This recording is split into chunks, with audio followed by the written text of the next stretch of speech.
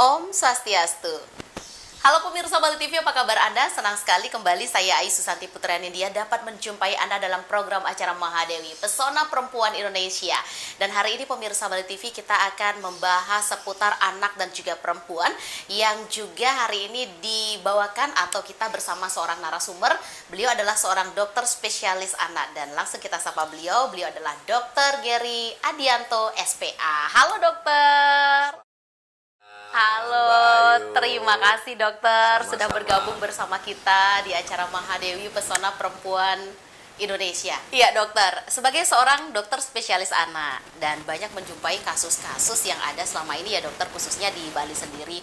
Untuk pasien yang dokter tangani dengan kasus seperti apa yang paling banyak datang ke sini dok? Belakangan terakhir ini. Belakangan terakhir, kalau dihitung dari setahun terakhir ini, di awal bulan atau maksud saya di awal tahun itu kebanyakan demam berdarah ya. Demam berdarah dengan radang tenggorokan, tetapi yang paling banyak masih berlangsung sampai saat ini adalah pneumonia, radang paru-paru ya. Ini memang tidak bisa hilang sekaligus, terutama untuk orang tua yang masih merokok. Kemudian faktor dasarnya yang lain adalah mereka punya faktor alergi. Kemudian lingkungan yang dalam tanda kutip yang terlalu padat. Kemudian lingkungan yang dalam kondisi banyak asap. Ya, nah itu semua memicu untuk putra-putri pasien-pasien saya, mereka seringkali datang dengan radang paru-paru. Pneumonia kalau bahasa medisnya dokter ya. Medisnya pneumonia atau radang paru-paru. Oke. Ya. Dokter, apa efek ke depan kalau pneumonia ini tidak ditangani dengan benar? Tidak aware sebagai seorang ibunda, sebagai orang tua, bahkan batuk-batuk yang biasa menuju ke pneumonia dianggap biasa. Batuk-batuk yang sebenarnya tidak biasa dianggap biasa oleh orang tuanya, terutama si ibu sendiri yang dekat dengan buah hatinya, dok. Kalau keadaan itu terjadi, maka yang buruk adalah si baby atau anak itu sendiri, maaf. Nah, apa yang terjadi? Pastinya oksigen di dalam darah akan berkurang. Oksigen di dalam darah akan berpengaruh kepada pertumbuhan daripada otak. Pertumbuhan daripada otak tidak baik, otomatis nanti inteligensia, kemampuan memorinya, kemampuan berpikirnya itu akan bertambah buruk. Kemudian yang lain, nafsu makannya. Nafsu makannya akan membuat dia tidak bertambah berat badan, akhirnya terjadi stunting. Nah, efek daripada ini semua kembali lagi kepada kognitif, pengetahuannya dia akan berkurang. Nah, kalau paru-parunya sendiri tidak tertangani dengan baik, dia akan menjadi hal-hal yang lebih buruk lagi. Katakanlah asma yang persisten, yang tidak mau membaik, seperti itu, atau dahak yang kental sekali, tidak bisa keluar. Nah, ini yang perlu kita tangani. Jadi para orang tua, saran saya kalau misalnya ada anak yang batuk 1-2 hari sudah diberikan pengobatan yang biasa yang kita lakukan, yang bisa dibeli di toko obat atau di apotek, maka segera bawa ke dokter anak atau dokter umum, dokter keluarga, silakan. Kalau belum ada perbaikan, ke dokter spesialis anak atau paling tidak ke puskesmas. Layanan kita kan ada di puskesmas dan di rumah sakit, mereka semua bisa menangani itu supaya tidak terjadi hal-hal yang buruk. Oke dokter, nanti kita akan sambung di segmen berikutnya. Edukasi seperti apa sih yang bisa diberikan kepada orang tua, terutama ibunda sendiri yang cenderung ibunya kan lebih dekat dengan anaknya ya dokter ya, kesehariannya, tentang aware-nya beliau terhadap permasalahan dari putra-putrinya. Nanti ya dokter ya kita sambung. Ya pemirsa, tetap di Mahadewi Pesona Perempuan Indonesia.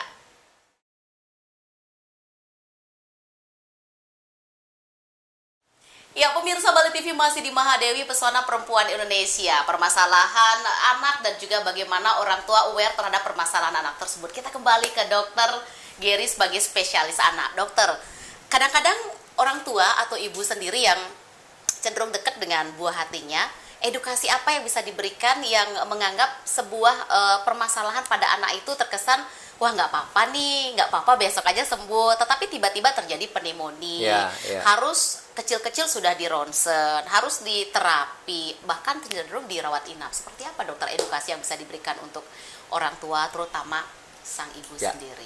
Yang pertama-tama adalah imunisasi. Jadi kita pemerintah juga sudah melakukan itu semua dari sejak lahir sampai nanti usia 2 tahun minimal itu harus melengkapi semua imunisasinya. Yang pertama hepatitis B dengan polio, kemudian BCG, kemudian DPT, kemudian HIV itu hemophilus influenza tipe B untuk mencegah radang selaput otak, kemudian hepatitis B juga dan polionya juga lanjut. Kemudian nanti usia 9 bulan itu untuk mencegah campak. Nah, sekarang oleh pemerintah sudah dimasukkan yaitu pneumokokus untuk mencegah radang paru-paru. Nah, apabila itu semua sudah dilakukan, diharapkan 80% akan terlindungi. Tapi ada 20% yang tidak bisa terlindungi. Apa itu? Lingkungan. Lingkungan yang padat, lingkungan yang katakanlah yang berdebu, asap yang banyak, pemakaian rokok misalnya, atau makanan-makanan yang banyak mengandung penyedap, ya, itu pasti akan bisa memicu seseorang anak untuk menjadi radang tenggorokan dulu, atau kemudian dia ketularan dari teman sekolahnya, bapil lah ya kita dengar ya, yang kita biasa tahu. Nah, pencegahan apa dan cara-cara yang bagaimana seorang ibu yang bisa lakukan adalah menyeleksi untuk makanan-makanannya dia yang tidak berperisai, yang tidak berwarna, kemudian katakanlah di tengah tidak, maraknya ya dokter yang penyedap. Semua penyedap seperti itu yang tidak pakai penyedap. Kemudian yang kedua, melindungi kebersihan rumah.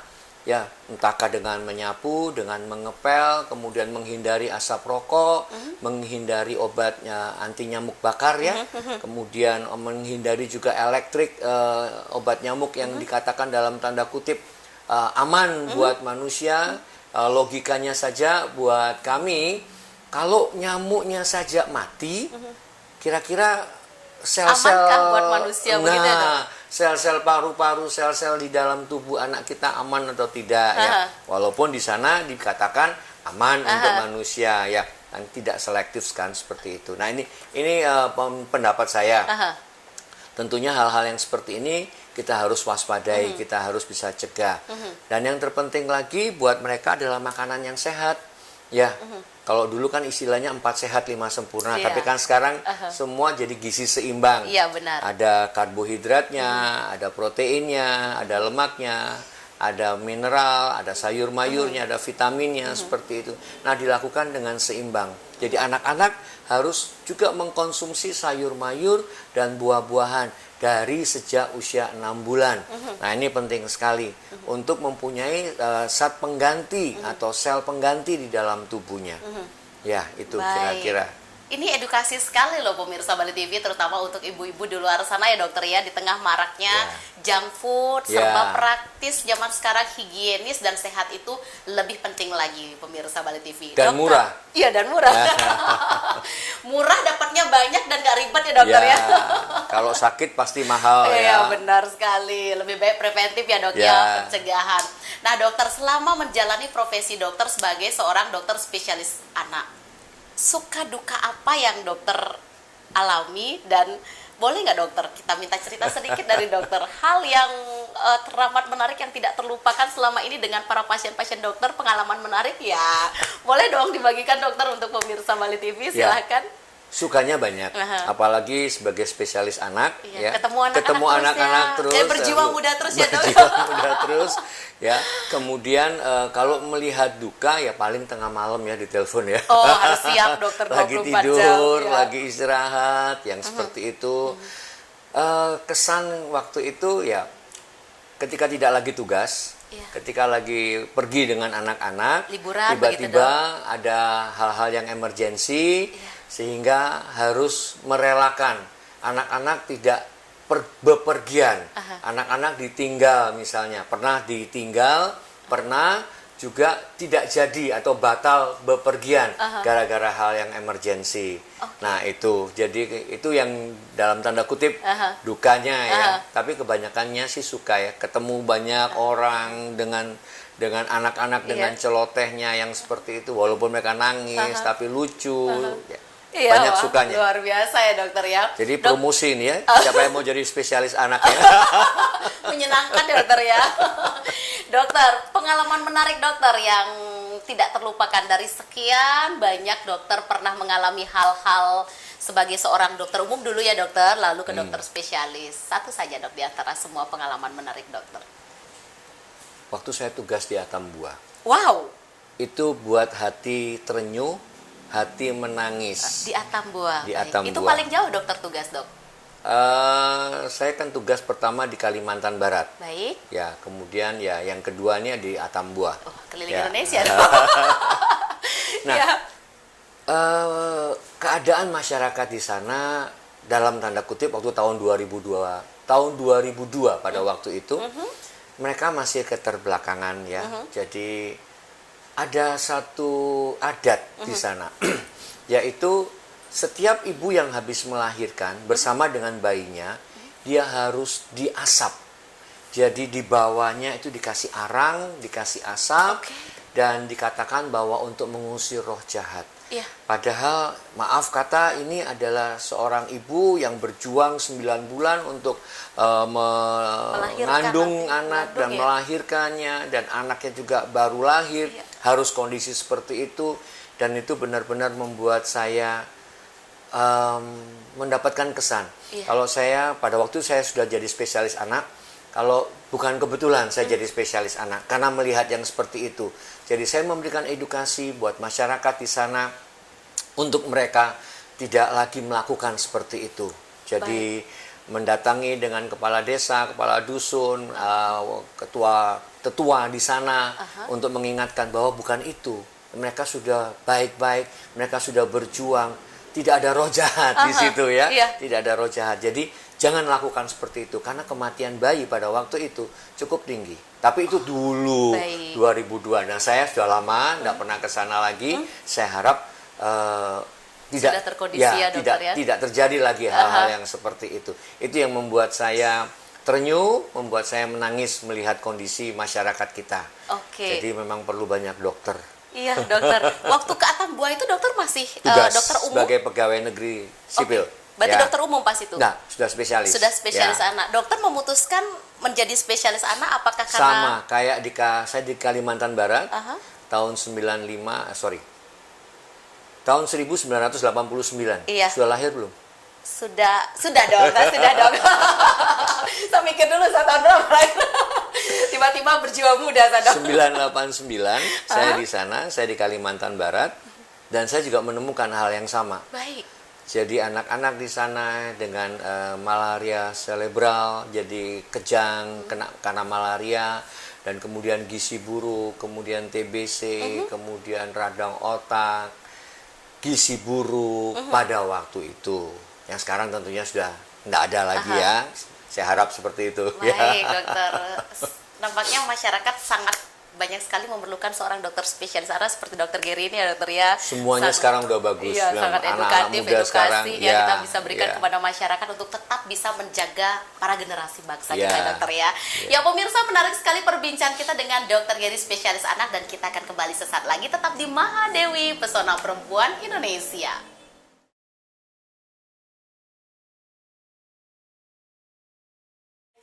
Ya pemirsa Bali TV masih di Mahadewi Pesona Perempuan Indonesia. Nah dokter, di tengah pemerintah menggalakkan program gizi baik atau menghindari buruk gizi atau stunting sendiri. Bagaimana dengan kasus di Bali khususnya di Denpasar karena kita masih berada di wilayah Denpasar dok? Ya, kalau di Denpasar kebalikannya, bukan gizi buruk, gizi baik atau over. Obesitas cukup tinggi, overweight dan obesitas karena kita di kota kemudian makanan-makanan tersedia semua, gampang ditemukan kemudian ya, dok, tingkat edukasi orang tua, tingkat ketersediaan juga cukup baik ya. Mungkin kalau di daerah ya memang ada kasus-kasus yang gizi buruk seperti itu ataupun stunting, tapi sejauh saya ketahui di Bali tingkat stunting tidak ada ya. Jadi yang ada mungkin masih ada di daerah tempat yang lain ya. Nah, bagaimana menyikapi seorang anak apabila tidak mau makan? Ini penting. Iya, untuk ibu-ibu terutama ya dok ya. Jadi proses yang pertama bayi usia 6 bulan sampai usia 1 tahun itu namanya feeding. Feeding adalah cara kita memberi makan dengan makanan halus, kemudian makanan yang bertekstur, kemudian menjadi makanan padat tingkat 1 ya, tidak terlalu cair tapi juga belum padat sekali, sampai makanan padat yang padat seperti pada orang dewasa yang biasanya pada usia 1 tahun. Nah, dari feeding kita masuk kepada proses eating. Nah, di proses inilah yang masih terjadi namanya untuk orang Indonesia, yaitu mereka masih suka menyuapi anaknya. Dengan catatan bahwa anaknya nggak mau makan sendiri, anaknya makannya dikemuh atau diemut seperti itu. Nah, proses inilah yang seringkali membuat anak terlambat untuk makan dan tidak mau makan. Apalagi kalau sampai makannya dipaksa. Iya. Akhirnya di dalam pikiran si anak akan muncul suatu keadaan, satu memori bahwa makan adalah sesuatu hal yang menakutkan. Oh, baik. Nah, Benar ya. paksa. Ada pengalaman? Adakah yang... Saya baru nanya nih sama pemirsa dokter. Dokter nanya ke saya ya dokter, saya nanya balik ke pemirsa dokter. Nah, yang seperti itu kita harus hindari. Jadi pada usia 1 tahun, biarkan anak belajar dengan kesalahan-kesalahannya. Oh, belepotan pun nggak apa-apa dok ya. Ya, makanlah seperti di meja makan bersama-sama, dikasih piring makan sendiri, kemudian dia belajar memegang sendok, memegang garpu, mau pakai tangan. Kita mengarahkan kemana makanan itu dimasukkan, ya. Ya, mau belepotan, ya, namanya juga proses belajar. Iya, Seperti anak kita kalau lagi berjalan kan ada jatuhnya. Jangan dibilangin, aduh sakit, aduh kasihan. Jangan, biarkan saja, kamu bisa, kamu hebat. Nah, kita encourage mereka bisa berjalan dengan baik. Nah, sama hal yang dengan makan. Kamu kok makannya, ya namanya juga anak-anak. Ya kayak kita kalau lagi melukis kan, badan kita juga berantakan dengan cat air dan sebagainya. Nah, sama hal yang seperti itu. Pada anak yang usianya lebih dewasa, besar ya, usia 2 tahun, ajak mereka untuk mempersiapkan makanan. Jadi mereka sendiri yang naruh ke piringnya, mana yang mau diambil. Itu 2 tahun? Ya, baik. Seberapa banyak kan dia sudah mulai koordinasinya, sudah bagus, megangnya juga bisa, jalannya juga sudah bagus ya. Ajak mereka untuk melakukan, itu akan menarik sekali. Dan waktu makan, buat pemirsa, bukan 1 jam, 35 menit. 30-35 menit harus sudah habis. Nah, kalau nggak habis, nah ini yang bermasalah. Kalau dia tinggal di PMR ya, Pondok Mertua, PMI, Pondok Mertua Indah. Saya jadi bingung. Saya nggak mesti kata apa itu dok. Pondok Mertua Indah, nanti mertuanya takut kalau dia kurus dan sebagainya. Enggak akan kurus ya. Jadi cara makannya 30 menit tidak selesai makan diangkat. Nangis, mau minta makan, nanti tunggu siang. Dan biasakan makan tepat waktu dan tidak ada ngemil. Nah, kita ini seringkali karena kasihan, entah cucu, entah keponakan, entah tantenya, dikasihlah makanan-makanan cemilan. Akhirnya dia udah kenyang. Ketika makanan yang porsi untuk dia makan, main food-nya, main course-nya itu, dia nggak mau makan. Karena sudah keburu kenyang. Atau terlalu banyak susu.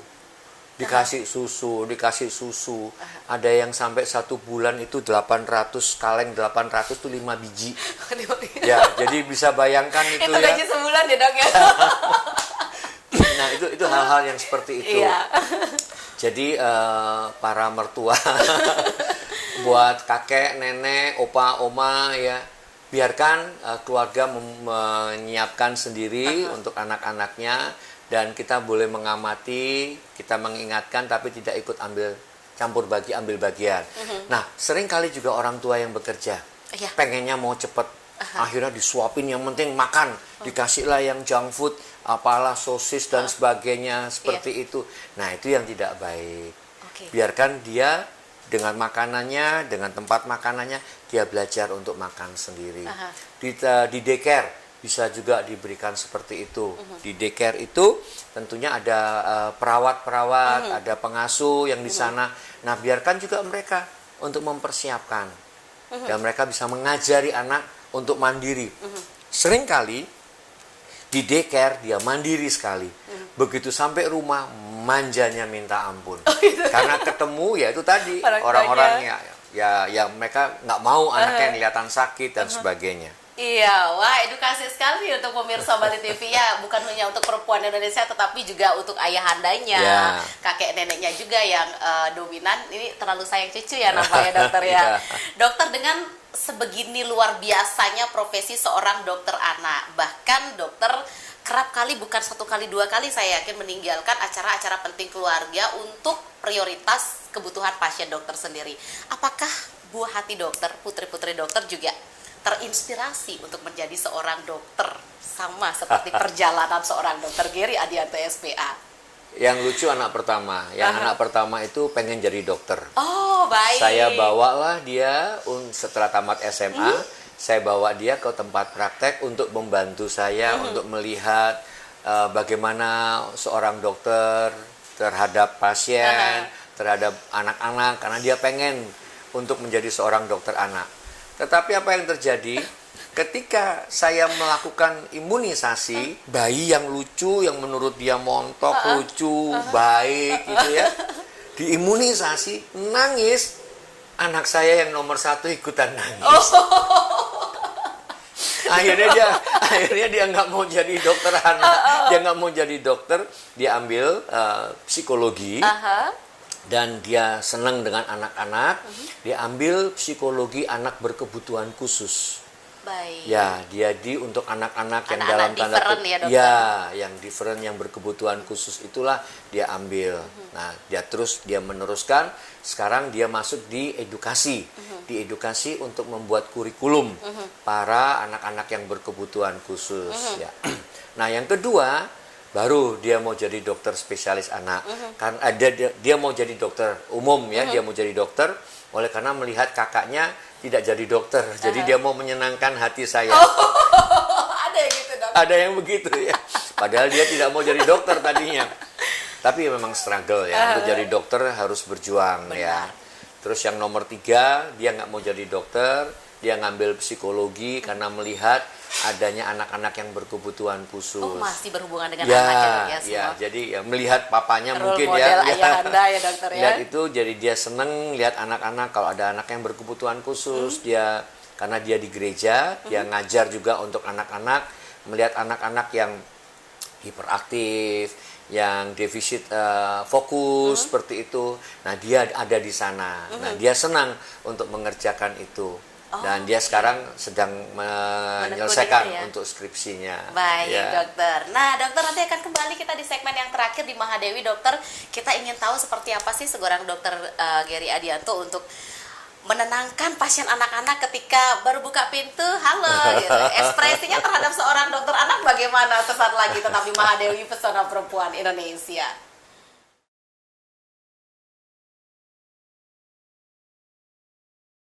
Ya, pemirsa, masih di Mahadewi, Pesona Perempuan Indonesia. Masih bersama Dr. Gary Adianto SPA. Dokter, seorang dokter anak harus pandai-pandai juga mengambil hati pasiennya, karena pasien dokter anak-anak ya, dokter ya. Nah, bagaimana cara dokter mengambil hati dan akhirnya sampai dalam dokter bisa memeriksa apakah imunisasi, apakah bisa berkonsultasi dengan tenang anak-anak itu, gimana, dok? Kalau saya apa adanya, ya seperti itu, seperti inilah juga kondisi saya di luar dan di dalam, ya tidak ada perbedaan.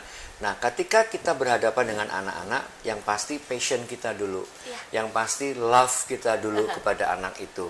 Entahkah kita sentuh, kita kalau orang Jawa bilang menggudang, apa tuh, balon. Nah, seperti itu. Ada anak yang berespon sudah negatif, dia udah terbiasa sendirian, jadi dia nangis gitu ya, ditenangkan dulu. Nah, cara menenangkannya kita kasih mainan. Ya, kita kasih mainan. Kalau anak yang lebih gede, biasanya saya kasih stiker, ya, kemudian kasih gambar yang seperti itu. Jangan-jangan di laci permen coklat itu banyak Nggak. ya, dok? Oh, enggak. Nggak boleh itu. Oh, nggak boleh, dok, ya? Tidak boleh memberikan yang seperti Oh, itu iya, benar, kepada dok, anak-anak ya. ya. Iya. Nanti kalau es krim boleh gitu Oh, ya. oh gitu. Dokternya bercanda ya. Oke, terus yang kedua, kadang-kadang mereka begitu ngelihat saya udah ketakutan. Nah, setiap kali selesai diperiksa, apalagi kalau nggak ada imunisasi, cara yang lain adalah kita kasih salam, kita kasih stiker, kita kasih hadiah, ya. Hadiahnya nggak ada di sini tapi ada di dalam laci saya. Ada gift-gift Nah, itu ya, Dok? saya kasih gift yang seperti itu. Nah, itu satu contoh bahwa anak nggak menjadi takut kembali untuk kontrol kembali, ya seperti itu. Wah, pendekatan seorang dokter anak ini harus ekstra ya pemirsa Bali TV.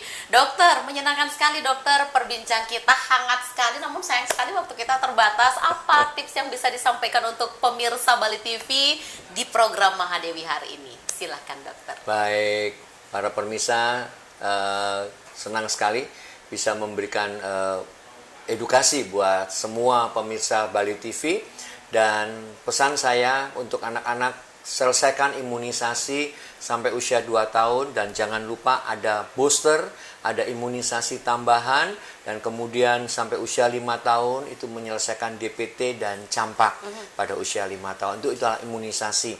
Kemudian untuk makanan yang bergizi dengan gizi seimbang, tidak berlebih-lebihan di dalam karbohidrat, tidak berlebihan di dalam juga yang manis-manis ya, untuk mencegah, ataupun semua yang bersifat kemasan sedapat mungkin dihindari atau dikurangi. Kemudian ini yang penting lagi untuk mencegah demam berdarah, terapkan 5S ya. Jadi harus ada 5M ya. Mengubur, menutup, menyiram, membakar, menimbun seperti itu, dan kemudian menaburi dengan abate ya. Kemudian menghindari asap rokok, obat nyamuk bakar dan obat nyamuk listrik. Itu penting sekali supaya jangan sampai terjadi gangguan pernapasan pada anak-anak. Baik, Ya. terima kasih banyak dokter. Sehat selalu ya dokter ya. Sama-sama, terima kasih kasih. untuk profesinya sangat mulia untuk membantu anak-anak kita ya dokter yang memerlukan. Dan pemirsa Bali TV, terima kasih Anda sudah bersama Mahadewi hari ini bersama Dr. Gary Adianto SPA, dan mudah-mudahan apa yang kami sajikan hari ini dapat bermanfaat bagi Anda. Dan akhir kata, saya Isu Santi Putra Nindya mewakili seluruh kerabat kerja Bali TV yang bertugas hari ini pamit undur diri, dan kami akhiri dengan para pesanti. Om Santi, Santi, Santi Om.